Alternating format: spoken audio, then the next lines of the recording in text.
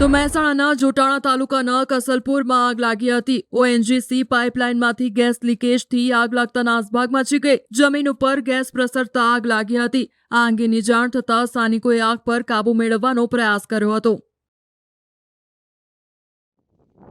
કચ્છના ભચાઉ તાલુકાના કંથકોટ ગામ નજીકના સીમ વિસ્તારમાં ભીષણ આગ ફાટી નીકળી હતી। આ આગ બપોરના 3 વાગ્યા સુધી યથાવત રહી હતી। આગની શરૂઆત ગામના પટેલની પડતરવાડીમાંથી થઈ હતી। જોતજોતામાં આગ આસપાસના વિસ્તારમાં પ્રસરી ગઈ હતી, જેના કારણે કુદરતી ઘાસચારો અને વૃક્ષો સળગી ઉઠ્યા હતા। આ અંગેની જાણ થતાં ફાયર ટીમના પ્રવીણ દાફડા સહિતના કર્મીઓ તાત્કાલિક ઘટનાસ્થળે પહોંચી પાણીનો મારો ચલાવ્યો હતો। આગ વધુ આગળ ન પ્રસરે તે માટે ગ્રામજનો દ્વારા જેસીબી મશીન વડે ઘાસચારાને દૂર કરવામાં આવ્યો। આ ભીષણ આગના કારણે અસંખ્ય જીવજંતુઓ અને વૃક્ષો પરના પક્ષીઓના બચ્ચા મોતને ભેટ્યા। સરકારનો અડધો કાર્યકાળ પૂરો થવા આવ્યો અને મંત્રીમંડળમાં મોટો રાજકીય ફેરબદલ આવ્યો। મુખ્યમંત્રી અને કેટલાક અન્ય મંત્રીઓને બાદ કરતા સમગ્ર મંત્રીમંડળમાં ધરમૂળથી ફેરફાર થયા। સ્થાનિક સ્વરાજની ચૂંટણી અને પછી 2027ની વિધાનસભા ચૂંટણીની તૈયારીના ભાગરૂપે સરકારમાં આ મોટી સર્જરી કરવામાં આવી। રાજ્યપાલ આચાર્ય દેવવ્રતે નવા મંત્રીઓને શપથ લેવડાવ્યા હતા। હર્ષ સંઘવીએ સૌથી પહેલા શપથ લીધા હતા। તેમને ડેપ્યુટી સીએમ બનાવાયા છે।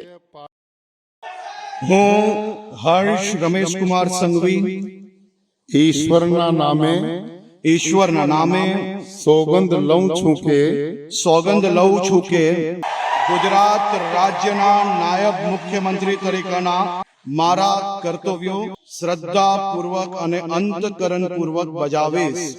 ત્યારબાદ જીતુ વાઘાણી, નરેશ પટેલ, અર્જુન મોઢવાડિયા, પ્રદ્યુમન વાજા અને રમણ સોલંકીએ કેબિનેટ મંત્રી તરીકે શપથ લીધા હતા, જ્યારે ઈશ્વરસિંહ પટેલ, પ્રફુલ પાનસેરિયા, ડોક્ટર મનીષા વકીલે રાજ્યકક્ષાના સ્વતંત્ર હવાલા તરીકે શપથ લીધા હતા। બીજી તરફ કાંતિ અમૃતિયા, રમેશ કટારા, દર્શનાબેન વાઘેલા, કૌશિક વેકરિયા, પ્રવીણ માળી, જયરામ ગામિત, ત્રિકમ છાંગા, સંજય મહેડા, કમલેશ પટેલ, પીસી બરંડા, સ્વરૂપજી ઠાકોર, રીવાબા જાડેજાએ રાજ્યકક્ષાના મંત્રી તરીકે શપથ લીધા હતા।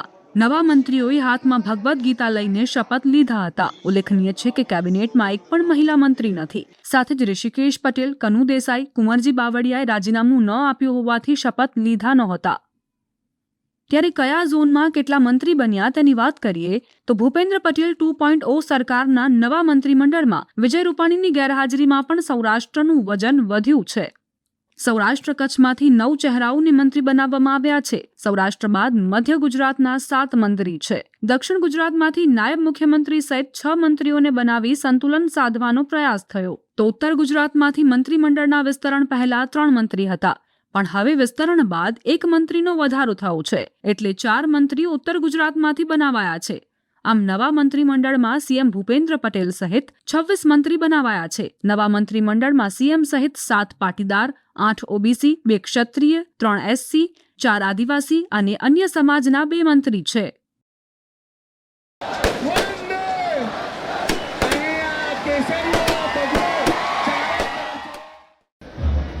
મંત્રીમંડળના વિસ્તરણમાં સૌથી વધુ કોઈએ ચોંકાવ્યા હોય તો તે છે અત્યાર સુધી ગૃહ રાજ્યમંત્રી રહેલા હર્ષ સંઘવીએ, કેમ કે ગુજરાતને મળ્યા છે અત્યાર સુધીના સૌથી યુવા નાયબ મુખ્યમંત્રી। ગુજરાતની સ્થાપના બાદ અત્યાર સુધીમાં ગુજરાતને કુલ 17 મુખ્યમંત્રી મળ્યા છે।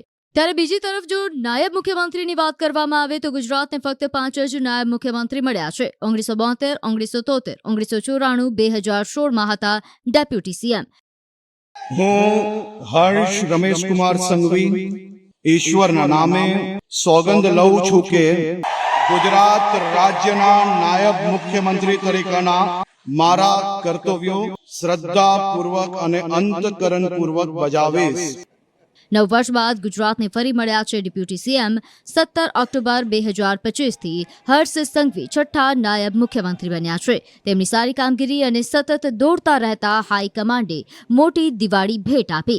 તત્કાલીન મુખ્યમંત્રી નરેન્દ્ર મોદી સાથે સંપર્ક સતત વધતા મહત્વની જવાબદારીઓ સુપેરી પાર પડી, જેનું પરિણામ બન્યું તો યુવાઓમાં સૌથી લોકપ્રિય ચહેરો છે।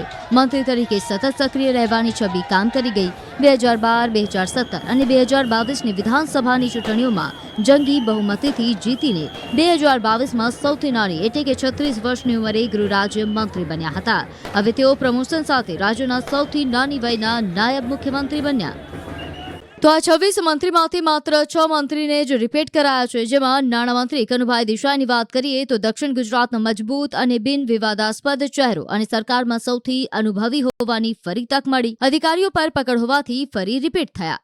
આરોગ્ય મંત્રી ઋષિકેશ પટેલ નીતિન પટેલ પછી ઉત્તર ગુજરાતનો સૌથી મોટો કડવા પાટીદાર ચહેરો છે. તે સરકારના સંકટ મોચક કહેવાય છે. તો પાણી પુરવઠા મંત્રી કુંવરજી બાવળિયા કોળી સમાજનો મોટો ચહેરો છે. તેમની કામગીરી ફળી. તો મત્સ્ય ઉદ્યોગ મંત્રી પરસોત્તમ સોલંકી કોળી સમાજમાં પ્રભુત્વ ધરાવે છે. તો કોઈ વિકલ્પ ન હોવાથી ફરી તક મળી. વાત શિક્ષણ રાજ્યમંત્રી પ્રફુલ્લ પાનસેરિયાની કરીએ તો સ્વચ્છ છબી અને અભ્યાસુ છે. અધિકારીઓ સાથે સંકલન પણ સારું છે.